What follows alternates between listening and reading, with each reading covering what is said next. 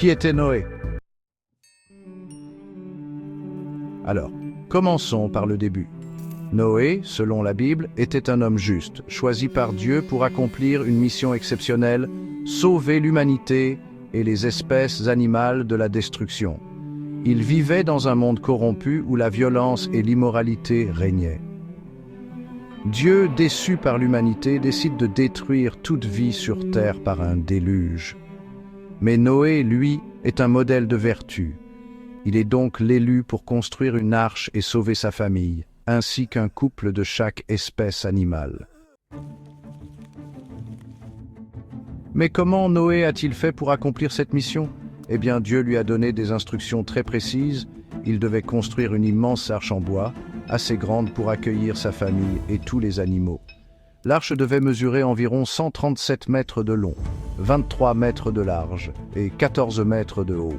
Un véritable exploit d'ingénierie pour l'époque, non?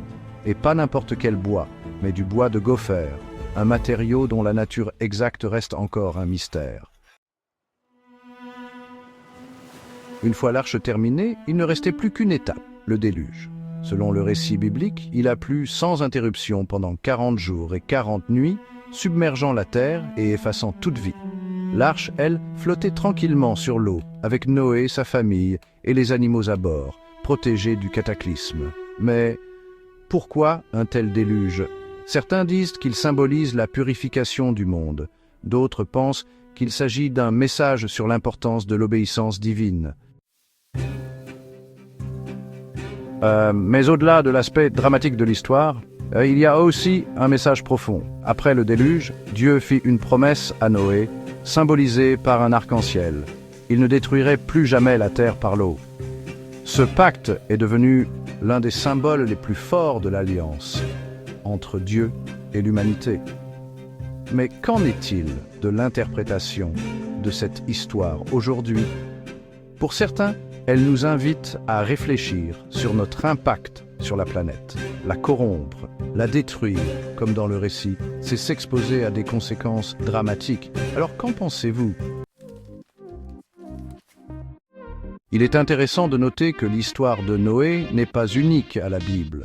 On trouve des récits similaires dans d'autres cultures, comme dans l'épopée de Gilgamesh en Mésopotamie.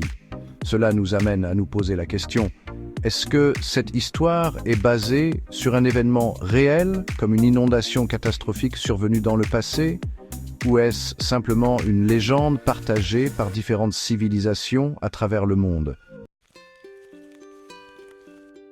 En tout cas, l'histoire de Noé continue d'inspirer et de fasciner les gens à travers les siècles. Que vous soyez croyant ou non, il est impossible de nier l'impact de ce récit sur la culture, la morale et notre vision du monde. Alors, dites-moi, vous, qu'en pensez-vous? Est-ce juste un mythe ou une leçon intemporelle? Laissez vos avis dans les commentaires. Je serai curieux de connaître votre point de vue. Merci d'avoir regardé cette vidéo. Si vous avez aimé, n'oubliez pas de liker, de vous abonner et d'activer la cloche pour ne rien manquer. À la prochaine pour une nouvelle aventure dans l'histoire et les mythes.